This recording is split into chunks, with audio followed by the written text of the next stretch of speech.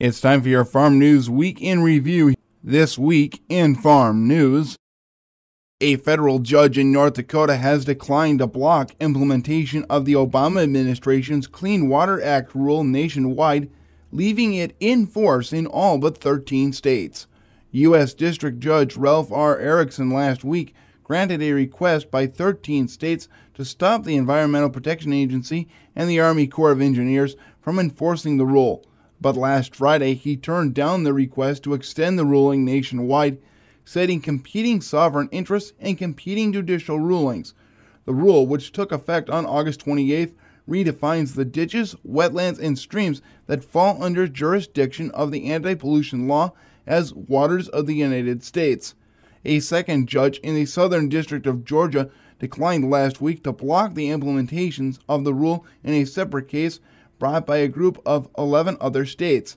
A third judge in West Virginia also declined to block the rule in a case filed by a coal company. Erickson's 4-page ruling means that the administration is only blocked from enforcing the rule in Alaska, Arizona, Arkansas, Colorado, Idaho, Missouri, Montana, Nebraska, Nevada, New Mexico, South Dakota, and Wyoming.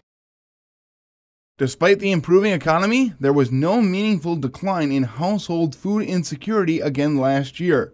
The Agriculture Department says that 14% of U.S. households were food insecure last year, meaning that they had difficulty at some point during the year getting adequate nutrition. There was no statistically significant change in the rate from 2013, which was at 14.3%, or 2012 at 14.5%. The food insecurity number rose sharply from 2007 to 2008 during the recession and has remained above 14% since then. In 2007, the figure was at 11.1%.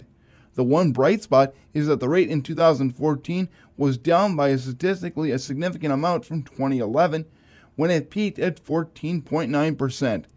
Previous USDA research suggests that increases in food prices have offset the gains in household income as the unemployment rate has fallen. This according to Alicia Coleman Jensen, who was the lead author of the report by the USDA's Economic Research Service. A cut in the Supplemental Nutrition Assistance Program benefits in late 2013 also may have been a factor in the relatively stable food insecurity rate. Coleman Jensen said the SNAP cut resulted from the expiration of a benefit increase that was enacted as part of the 2009 economic stimulus package. About 5.6% of households had very low food security last year, which was unchanged from the year before. Very low food security means that the household food intake was reduced and normal eating patterns were disrupted during the year because the family couldn't afford to eat adequately. Keeping up with the growing demand for non-GMO and organic products is proving to be a challenge for the USDA. The Agriculture Department is betting that by providing farmers with information on market prices, it'll help. The USDA's Agriculture Marketing Service last week launched its first weekly report on prices for non-GMO corn and soybeans. According to the report, non-GMO feed corn is selling for significantly more than conventional, genetically engineered versions. The report had no prices for soybeans or for food-grade corn at that time. The reports, which are based on information gathered from an undisclosed number of elevators, could increase the market for non-GMO grain and in turn encourage farmers to transition to organic. Many producers have been reluctant to seek organic certification because they can't market their products during the 3-year transition period when they have to follow USDA's organic standards, which, among the other things, bar the use of biotech seed. In May, food maker SunOpta Inc. became the first food manufacturing facility in the United States to be approved for a process-verified program for non-GMO products.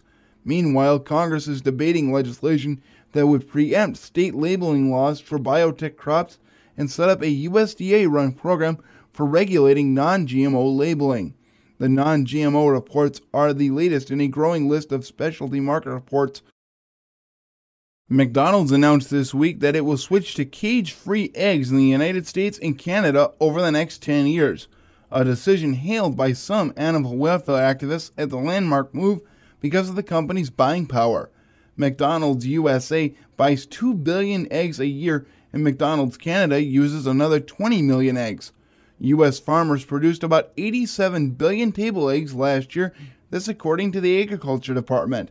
Just over 3% of laying hens are currently housed in cage-free, this according to the United Egg Producers, but California has already been pushing egg operations that supply that state to go cage-free because of a law that took effect this year. McDonald's said research by the industry-led Coalition for Sustainable Egg Supply figured into its decision. The McDonald's move comes as the company is moving to an all-day breakfast menu as it tries to pull out of an extended earnings slump. The company noted that in 2000, it was the first major food service company to set a standard for hen housing that required farms to allow more space in cages for hens.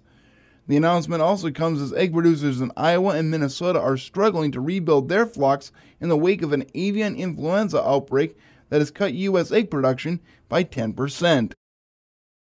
Agriculture Secretary Tom Vilsack this week announced that the USDA will be awarding over $8 million in grants to help school nutrition professionals better prepare healthy meals for their students. Approximately $2.6 million in grants will help support implementation of new national professional standards for all school nutrition employees who manage and operate the national school lunch and school breakfast programs, and $5.6 million will go to help states expand and enhance food service training programs and provide nutrition education in school, child care, and summer meal settings. The grants that were announced this week add to the large number of resources that the USDA provides to help schools serve healthier food options that meet updated nutrition standards, including technical assistance, educational materials, and additional reimbursements. More than 95% of schools report that they are successfully meeting those nutrition standards, which are based on recommendations from pediatricians and other child health experts at the Institute of Medicine.